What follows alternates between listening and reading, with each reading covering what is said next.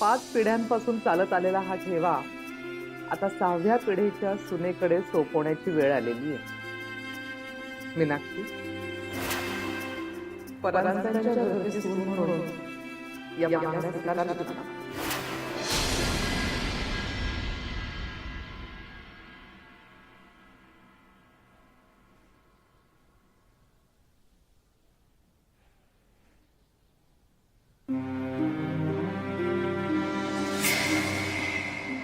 जाऊ दे आत्याई. मला आजपर्यंत आशा होती, पण आता नाही.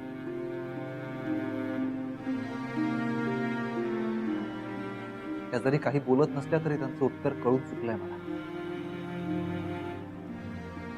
आपण त्यांच्या निर्णयाचा आदर करायला हवा. अरे पण दादा, नाही सोहा, हे त्यांचं आयुष्य आणि त्यांच्या आयुष्यातला प्रत्येक निर्णय घेण्याचा हक्क फक्त त्यांनाच आहे. कदाचित त्यांचा विश्वास संपादन करायला मीच कुठेतरी कमी पडलो असेल.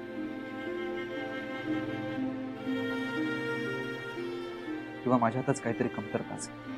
नाही हो, तुम्ही प्लीज असा विचार करू नका. का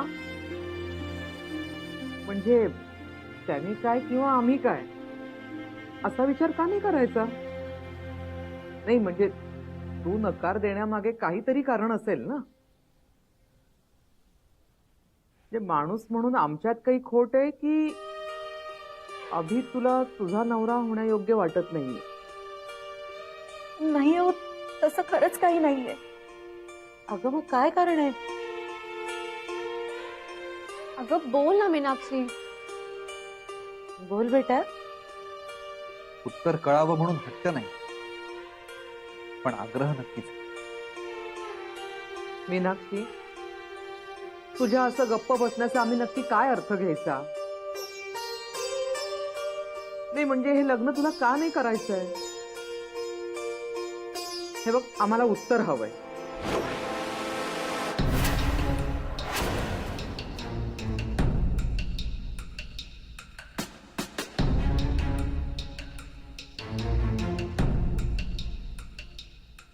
कारण माझं आधीच लग्न झालंय.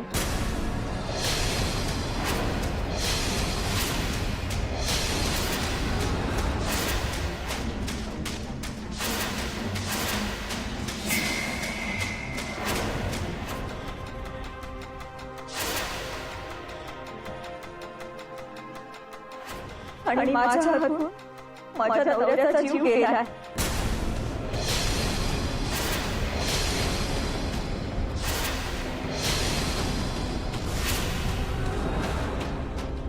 हो, हे खरंय. माझं आधीच लग्न झालेलं आहे आणि माझ्या हातून माझ्या नवऱ्याचा जीव गेला आहे. पण तेव्हापासून मी फक्त पळतीये, ओळखीच्या माणसांपासून स्वतःला वाचवण्यासाठी आणि पोलिसांपासून लपण्यासाठी.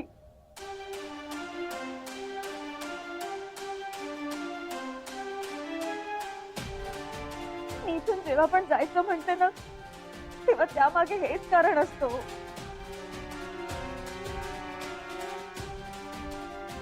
पण मला खरंच इथून निघून जायचंय. तिथे मला कोणी ओळखणार नसेल. मला इथून खूप दूर निघून जायचंय, खूप दूर जायचंय. पाहिलत ना, हा आहे या मुलीचा खरा चेहरा.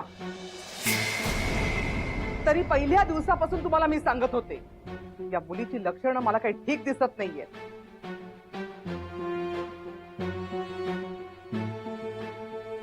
पण तुमचा कोणाचा माझ्यावर विश्वासच बसत नव्हता. घ्या आता, ऐका, स्वतःच्या तोंडानेच सांगतेय कोण आहे ते. आता तरी पटतंय का मी हिला का नाकारत होते ते? तर घ्या सून करून आपल्या घरची आणि सांगा सगळ्या जगाला आमच्या सुनेनी काय केलंय. तर स्वतःच्याच हाताने स्वतःच्याच नवऱ्याचा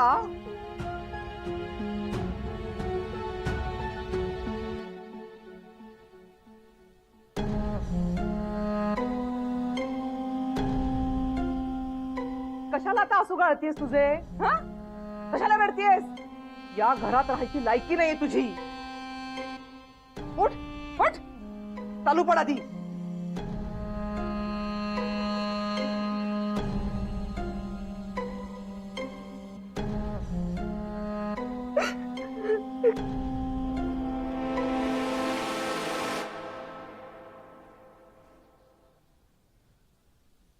तुला कळतंय तू काय केलंयस? विश्वासघात केलायस तू आमच्या सगळ्यांचाच. मी तुला काय समजत होते आणि तू काय निघालीस ग? मी तुला खूप जवळची मैत्रीण समजत होते, पण आता मला ह्याचीच लाज वाटतेय. माझं पण चुकलंच. मी माणसं ओळखायला कधीच चुकत नाही असं वाटायचं मला आजपर्यंत, पण यांच्या बाबतीत खरंच चुकलं. आज मला लाज वाटतेय स्वतःची. मी यांच्यासारख्या खोटारड्या मुलीवर प्रेम केलं.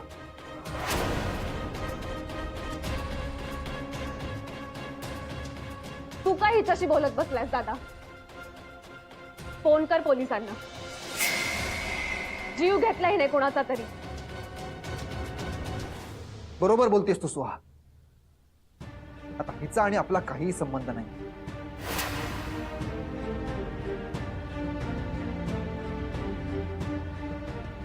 आई, आई, मला मान्य आहे की मी खोटं बोलले, पण तुम्हाला फसवण्याचा माझा हेतू नव्हता हो. मी आधीच घाबरलेली असल्यामुळे मला त्या क्षणी जे सुचत गेलं तशी वागत गेले, तशी बोलत गेले. पण आई, मी तुम्हाला विनंती करते, मला पोलिसात देऊ नका प्लीज. मी हात जोडते तुमच्या समोर, हवं तर पाया पडते.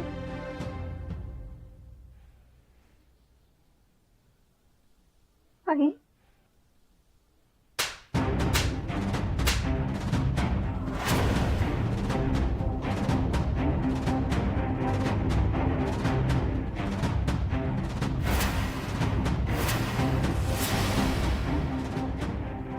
का वागलीस अशी तू? या घरात आल्यापासून मुलीसारखी माया केली होती तुझ्यावर. वंश तुझ्या विरोधात नेहमीच काही ना काही सांगत होत्या, पण त्यांच्याकडे दुर्लक्ष करून नेहमी तुझ्या पाठीशी उभी राहिले मी. एवढंच नाही तर माझी सून करून घ्यायला तयार झाले होते. आणि तू काय केलंस त्याच्या बदल्यात? विश्वासघात. एका आईच्या मनाचा विश्वासघात केलायस तू.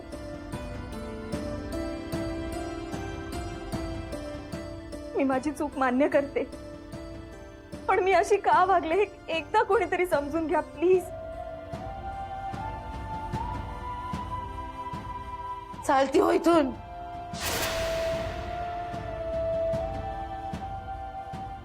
ऐकलंस ना तू? चल निघ आता इथून. आता कितीही पाया पडलीस, रडलीस ना तरी या घरात तुला जागा नाही. चल निघ आता. अभि, सोहा, निदान तुम्ही तरी मला समजून घ्या निघ प्लीज, प्लीज.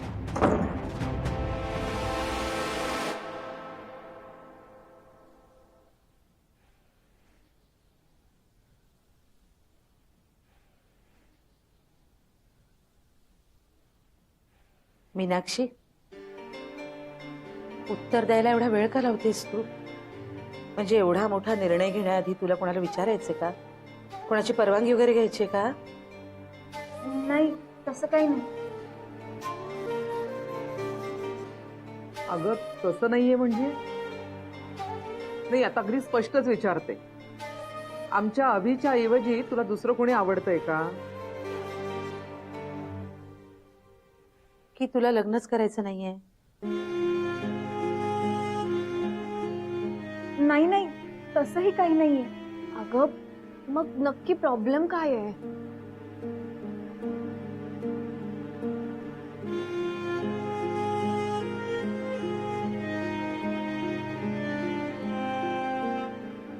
मला थोडा वेळ हवाय विचार करायला.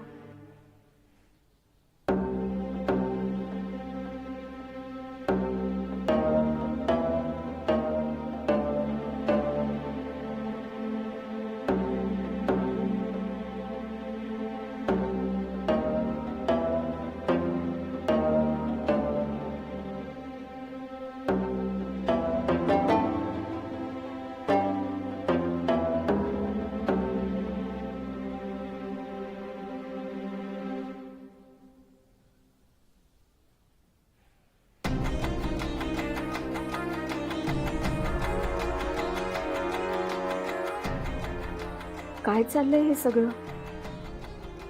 माझं आधीच सगळं ठरलेलं असताना मीच माझ्या बाबतीत अशी का वागतेय? का मी त्यांच्याकडून वेळ मागून घेतेय? आणि काय करणार आहे मी वेळ घेऊन?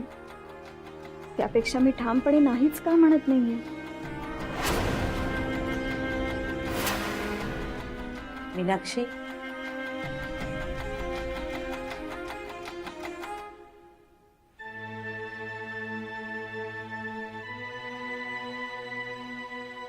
तू आत्ता बोलत जरी नसलीस ना तरी तुझ्या मनात काय चाललंय ते सगळं मला कळतंय. खरं तर या विषयावर मीच तुझ्याशी बोलणार होते, पण वंसनचा स्वभाव तुला माहिती आहे ना. मनात येईल ते पटकन बोलून टाकतात. आत्ता पण तसंच झालं. पण खरं सांगू, अशा प्रसंगी मुलीला खरी आपल्या आईवडिलांच्या सोबतीची गरज असते. शेवटी आयुष्याचा प्रश्न असतो ना. पण तू स्वतःला एकटं समजण्याचं काहीच कारण नाही. मी आहे ना तुझ्या बरोबर. तू जो काही निर्णय घेशील ना तो मला मान्यही असेल आणि त्या निर्णयासाठी मी तुझ्या पाठीशीही राहीन. तू तुझा वेळ घे. मनावर कुठलंही दडपण न घेता नीट विचार करून निर्णय घे. अभिची आई म्हणून मला तुझ्या होकाराची अपेक्षा जरी असली तरी जो निर्णय घेशील तो असा घे की मागे वळून बघताना पश्चाताप नाही होणार. येते मी.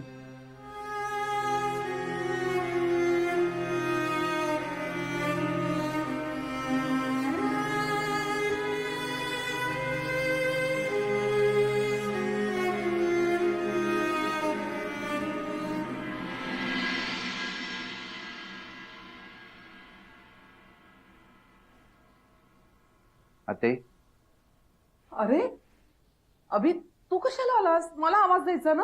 मी आले. आते, तू पण ना. तुला माहितीये ना तुला कमरेचं दुखणं आहे. असे पटकन उठायची काय गरज होती? माझ्या कमरेच्या दुखण्याचं जाऊ देत, तू बस बघू आधी इथे. बस बघू. अरे, एकटाच कशासाठी आलास? ती मीनाक्षी कुठं आहे? ती का नाही आली बरोबर तुझ्या? आते, मला एकट्यालाच तुला भेटायचं होतं म्हणून मी त्यांना नाही सांगितलं. अरे मला भेटायचंय म्हणून असं एकट्यानेच यायचं? तुला डॉक्टरांनी बजावलंय ना, जोपर्यंत नीट बरा होत नाहीस तोपर्यंत कुणाच्या ना कुणाच्या तरी आधाराने चालायचं म्हणून. सॉरी आते, पुन्हा असं नाही होणार. आता तरी आपण तो विषय सोडून दुसरं काहीतरी बोलूया. मला माहितीये तुला मीनाक्षी बद्दल माझ्याशी बोलायचंय ना. नाही आते, मग मला माझ्याविषयीच बोलायचं. अरे मग बोल ना, काय बोलायचंय? आते, मागचे काही दिवस मी जरा जास्तच हट्टीपणा करत होतो. मला वाटेल तसं आणि तुला त्रास होईल असाच वागत होतो.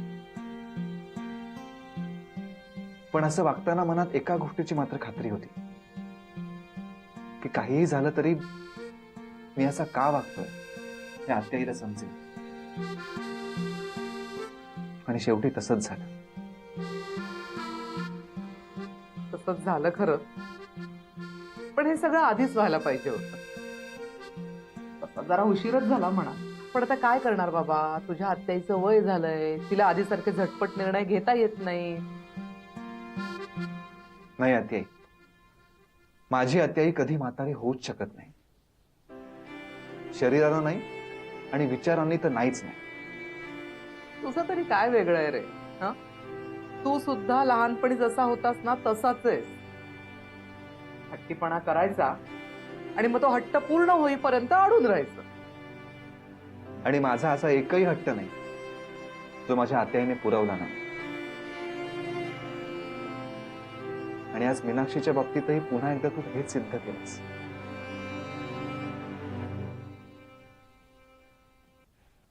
Thank you so much. इथेच फक्त चुकतोयस तू अभि. जेव्हा मन बदलावं लागतं ना तेव्हा मन दुखावलंही जातं.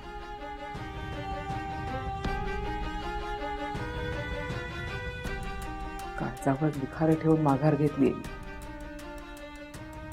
आता कुठवर चटके सहन करू शकते तेवढंच बघायचं.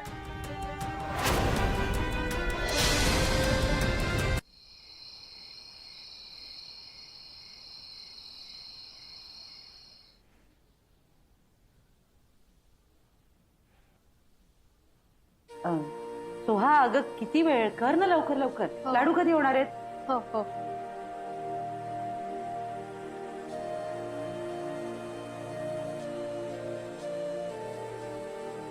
आत्याई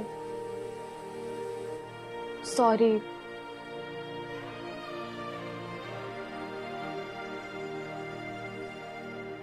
आत्याई तू अजून चिडलीस का ग माझ्यावर? आम्ही जे केलं ते दादासाठी केलं म्हणून तुझ्याशी खोटं बोलावं लागलं. सोहा, मला आता काहीही ऐकून घ्यायचं नाही. तुझ्याकडून माझी ही अपेक्षा नव्हती. हं?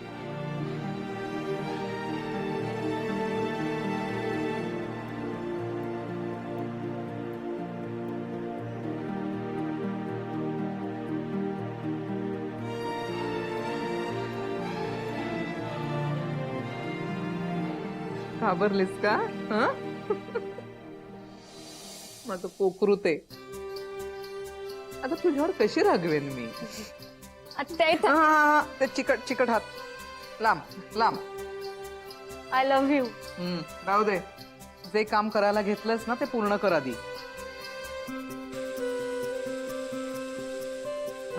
वंस, मी पण तुमच्या मनाविरुद्ध वागले. त्याच्या मागे तुम्ही अभिच्या बाबतीत जो विचार करत होतात ना तसाच मीही करत होते. पण त्यामुळे तुमचं मन जर का दुखावलं असेल ना तर वहिनी, आता राहू दे की तो विषय आता.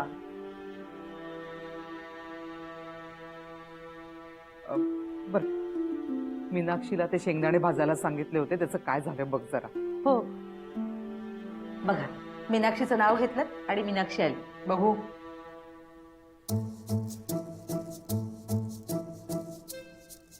वहिनी, शेंगदाणे अगदी खमंग भाजलेत.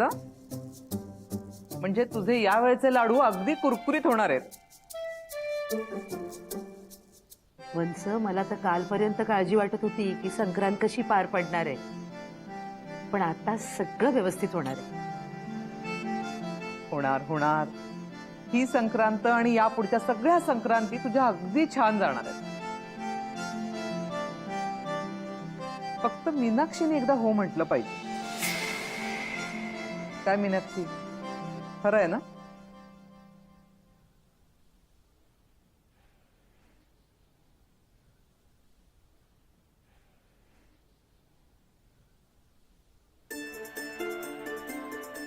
वंस, अहो घाई काय आहे?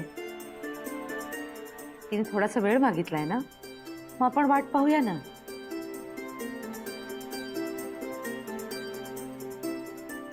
मीनाक्षी, अगं अभिच्या औषधाची वेळ झाली आहे ना? हो, आत्ताच जेवलेत ते. जरा वेळाने देते औषध. अगं नाही नाही, थोड्या वेळाने वगैरे नको. त्याला झोप यायला लागली ना तर औषध घ्यायला टाळाटाळ करेल तो. लहानपणापासून असाच आहे तो. औषध न घेण्यासाठी ना त्याला काही ना काहीतरी कारण हवंच असतं. तुझा सगळी कामं ठेव, पण पहिलं त्याला औषध दे बघ. बर.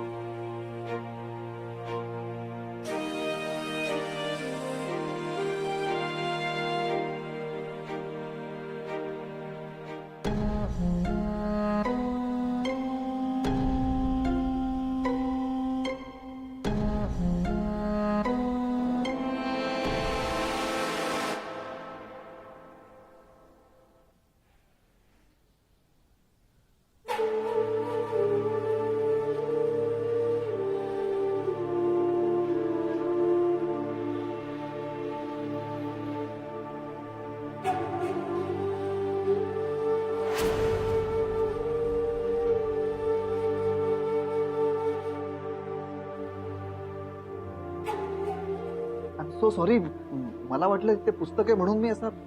It's okay. तुम्ही आत्ता इथे का आलात?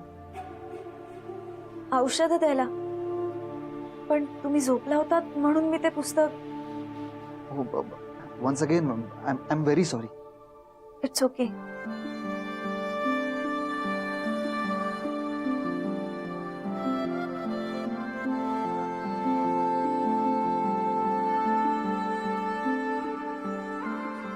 मला वाटतं या गोळ्या मी दुपारी खातो. नाही म्हणजे तुम्ही म्हणत असाल तर आत्ताही घेऊ शकतो. नाही, आय एम एक्स्ट्रीमली सॉरी. गडबडीत चुकले मी. It's okay. होतं असं कधी कधी. माझ्याकडनं तर खूपदा होतं. माणूस प्रेमात पडला ना की असंच काहीतरी घडत असतं.